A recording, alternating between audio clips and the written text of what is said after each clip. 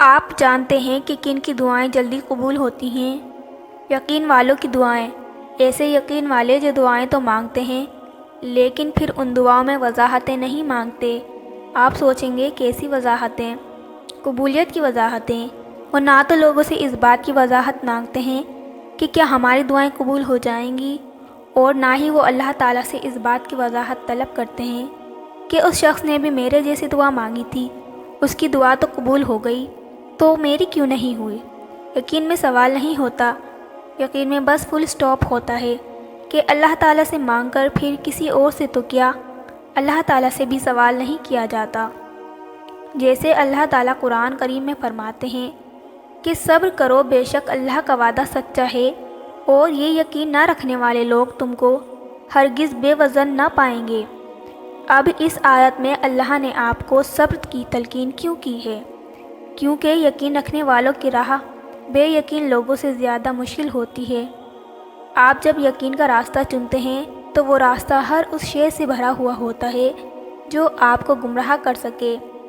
آپ کو چاروں طرف سے بے یقین لوگوں کے طنز اور آپ کا مذاق اڑانے کی آوازیں سنائی دیں گی، اس لیے اللہ نے آپ کو اس حالت میں صبر کا حکم دیا ہے، اور یہ کہا ہے کہ آپ نے بھی ان بے یقین لوگوں کی طرح نہیں ہو جانا جنہوں نے اپنی دعاؤں میں ذرا سی دیر ہونے پر ہی اللہ تعالیٰ سے رابطہ توڑ دیا۔ آپ نے ان کی آوازوں کو خود پر اتنا حاوی نہیں ہونے دینا کہ آپ کی آواز ان کی آوازوں میں دب جائے، ان لوگوں کے طعنوں پہ اتنے کان نہیں دھرنے کہ آپ اللہ کی آواز سن نہ پائیں، اتنی اہمیت نہیں دینی لوگوں کی رائے کو کہ آپ کے حوصلے پست ہو جائیں۔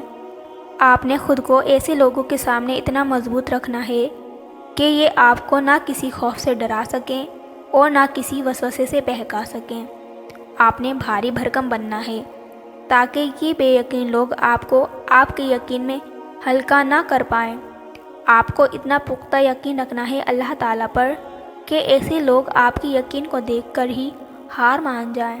دعاؤں میں سارا کھیل یقین کا ہی ہے، جیسے اللہ تعالیٰ فرماتے ہیں، اور زمین میں نشانیاں ہیں یقین کرنے والوں کے لیے، اور خود تمہارے اندر، تو کیا تم نہیں دیکھتے؟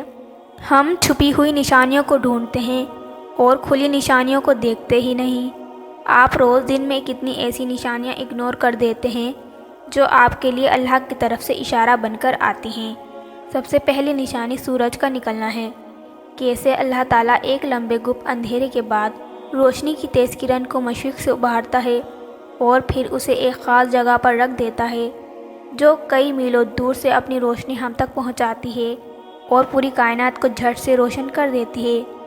تو کیا آپ نے کبھی اس کرن کو دیکھ کر یہ نہیں سوچا کہ یہ کیسا کرشمہ ہو گیا؟ یہ اللہ کی نشانیوں میں سے ایک نشانی نہیں ہے تو اور کیا ہے؟ آپ اگر یقین رکھتے ہیں تو آپ کے پاس نشانی آئے یا نہ آئے، تب بھی کہیں نہ کہیں آپ کے دل کو پتہ ہوتا ہے کہ کیا صحیح ہے اور کیا غلط۔ آپ کے دل کو ہمیشہ اس سوال کا جواب معلوم ہوتا ہے جو آپ اللہ سے پوچھتے ہیں، لیکن جو شخص یقین کے لیے اپنے دل کے دروازے بند کر چکا ہو، اس کی بات دوسری ہے۔ وہ ان نشانیوں میں اور سب کچھ دیکھ لے گا، بس حقیقت کی طرف اشارہ کرنے والی کوئی نشانی نہیں دیکھے گا۔ لیکن جس کا دل وسوسوں سے پاک اور سچائی کے لیے کھلا ہوگا، وہ ان نشانیوں کا دیکھ کر کبھی بھی یہ نہیں کہے گا یا سوچے گا کہ یہ سب کچھ محض ایک اتفاق ہے۔ آپ کی چھٹی حس اور آپ کا ضمیر آپ سے جو کہتا ہے اسے کبھی بھی نظر انداز نہیں کرنا چاہیے۔ سچے دل کے ساتھ جب آپ اللہ سے مدد مانگتے ہیں تو آپ کے دل سے نکلنے والی پہلی آواز ہی صحیح آواز ہوتی ہے۔ اس کے بعد آنے والی آوازیں آپ کی خود کی تخلیق کردہ ہوتی ہیں جو آپ نے اپنی پسند کے مطابق اصلی آواز کو توڑ مروڑ کر بنائی ہوتی ہے۔ تو بس یقین رکھیں اپنی گٹ فیلنگ پہ اور اللہ پہ، اور یاد رکھیں کہ ایمان رکھنے سے دشواریاں کم نہیں ہوتی بلکہ بڑھتی ہیں، کیونکہ اس دنیا میں اب بہت کم ایمان والے ہیں، اس لیے آپ کا سامنا زیادہ تر کمزور لوگوں سے ہوگا جو آپ کو بھی مضبوط دیکھنا پسند نہیں کریں گے۔ تو آپ نے پھسلنا نہیں ہے اور نہ ہی اپنی دعاؤں کے معاملے میں وضاحت مانگنی ہے۔ اگر آپ چاہتے ہیں کہ آپ کے سوال کا جواب اللہ آپ کی پسند کے مطابق دے، آپ کو پہلے اللہ کی ماننی پڑے گی، پھر ہی اللہ آپ کی مانے گا۔ آپ جتنا صبر کریں گے آپ کی دعائیں اتنی جلدی قبول ہوتی جائیں گی۔ اللہ کا مقرر کردہ وقت آنے میں وقت تو لگتا ہے۔